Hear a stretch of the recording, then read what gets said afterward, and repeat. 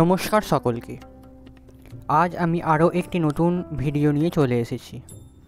এই সিরিজের নাম শ্রীমদ্ ভগবদ্ গীতা যথাযথ, তে প্রতি শনিবার একটি করে ভিডিও আসবে। এই সিরিজে আমি আপনাদের বলবো শ্রীমদ্ ভগবদ্ গীতার প্রত্যেকটি শ্লোক এবং তার বাংলা অর্থ ও তর্জমা। শ্রীমদ্ ভগবদ্ গীতার দ্বিতীয় অধ্যায় সাংখ্যযোগের শ্লোক নাম্বার 45 ও 46। শ্লোক নাম্বার 45। ত্রৈগুণ্য বিষয়া বেদা নিস্ত্রৈগুণ্য ভবার্জুন মেরদন্দ্যো নিত্যস্তস্থো নির্যোগক্ষেম আত্মবান। অনুবাদ। বেদে প্রধানত জড় প্রকৃতির তিনটি গুণ বিষয়ে আলোচনা করা হয়েছে। হে অর্জুন, তুমি সেই গুণগুলিকে অতিক্রম করে নির্গুণ স্তরে অধিষ্ঠিত হও, সমস্ত দ্বন্দ্ব থেকে মুক্ত হও এবং লাভ ও আত্মরক্ষার দুশ্চিন্তা থেকে মুক্ত হয়ে আধ্যাত্ম চেতনার অধিষ্ঠিত হও।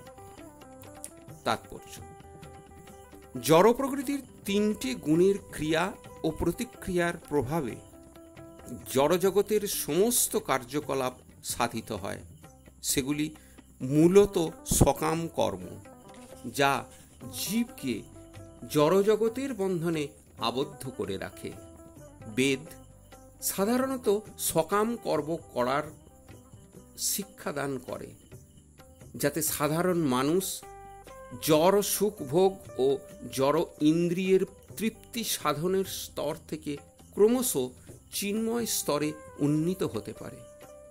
ভগবান শ্রীকৃষ্ণের প্রিয় সখা ও শিষ্যরূপে অর্জুনকে এখানে উপদেশ প্রদান করা হয়েছে বেদান্ত দর্শনের মর্ম উপলব্ধি করে পরা প্রকৃতিতে অধিষ্ঠিত হতে। এই বেদান্ত দর্শনের শুরুই হয়েছে ব্রহ্ম জিজ্ঞাসা দিয়ে, অর্থাৎ পরব্রহ্মের সম্বন্ধে জিজ্ঞাসা বা অনুসন্ধান করা। জড়জগতে প্রতিটি জীবই বেঁচে থাকার জন্য কঠোর সংগ্রাম করছে। যতক্ষণ আমাদের জড় দেহ আছে, ততক্ষণ জড়গুণের প্রভাবে আমাদের কর্ম করতে হয় এবং তার ফলও ভোগ করতে হয়। আমাদের সুখ দুঃখ, শীত ও উষ্ণের দ্বন্দ্ব ভাব থেকে মুক্ত হয়ে সহনশীলতার শিক্ষা অর্জন করতে হবে এবং তা করতে পারলে লাভ ক্ষতির উৎকণ্ঠা থেকে মুক্ত হওয়া যাবে। ভগবান শ্রীকৃষ্ণের ইচ্ছার অধীনে নিজেকে সম্পূর্ণভাবে সমর্পণ করে কৃষ্ণ ভাবনাময় হতে পারলে এই দিব্যস্তর লাভ করা যায়। শ্লোক নাম্বার 46। यवनार्थ उदपाने शर्वतः संप्लुतोदके तवान् सर्वेषु वेदेषु ब्रह्मण्यस्य विजानत। অনুবাদ। ক্ষুদ্র জলাশয়ে যে সমস্ত প্রয়োজন সাধিত হয়, সেগুলি বৃহৎ জলাশয় থেকে আপনা হতেই সাধিত হয়ে যায়। তেমনি যিনি পরম ব্রহ্মের জ্ঞান লাভ করে সব কিছুর উদ্দেশ্য সম্বন্ধে জানতে পেরেছেন, তার কাছে বেদের সমস্ত উদ্দেশ্য স্বাভাবিকভাবেই সাধিত হয়েছে।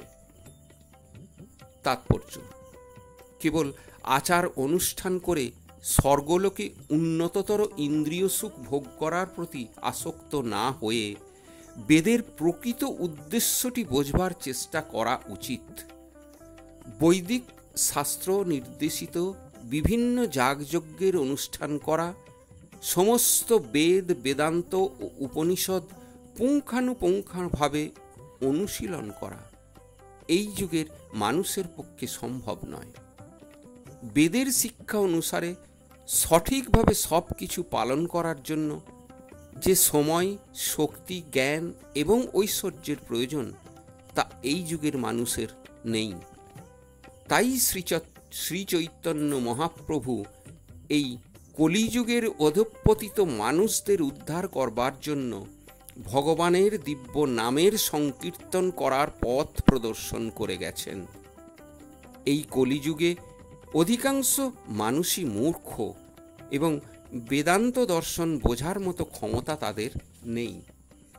ভগবানের দিব্য নাম নিরপরাধে কীর্তন করার মাধ্যমে বেদান্ত দর্শনের উদ্দেশ্য যথাযথভাবে সাধিত হয়। বৈদিক জ্ঞানের শেষ কথা হচ্ছে বেদান্ত।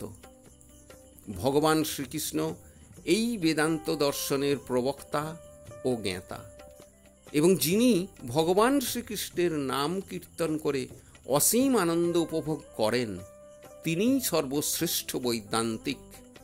সেটি অতীন্দ্রিয় বৈদিক জ্ঞানের চরম উদ্দেশ্য।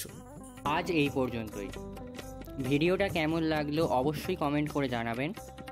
ভিডিওটা ভালো লাগলে চ্যানেলটা সাবস্ক্রাইব করবেন, পাশে থাকা বেল আইকনটি প্রেস করে দেবেন, লাইক, কমেন্ট এবং শেয়ার করবেন।